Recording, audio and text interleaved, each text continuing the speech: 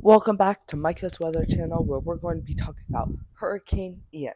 Hurricane Ian was a Category 5 hurricane that hit Fort Myers, Florida, and Georgetown, South Carolina.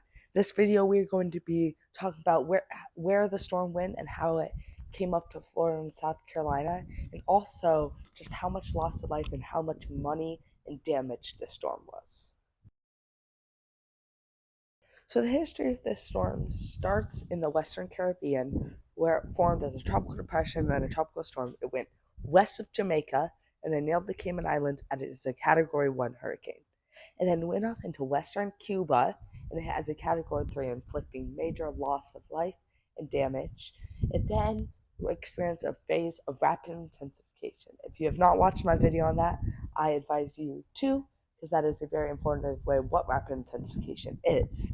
It then it went into a Category 5 for a brief period of time before hitting as a Category 4, very strong Category 4 at Fort Myers. It hit with 155-mile-per-hour winds there, which just is crazy.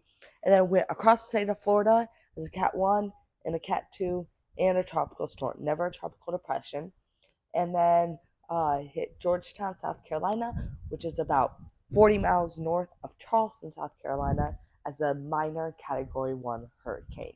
And then went up into North Carolina and Virginia, inflicting a bunch of rain and flooding. The storm, as you can see, was so destructive and one of the worst in history.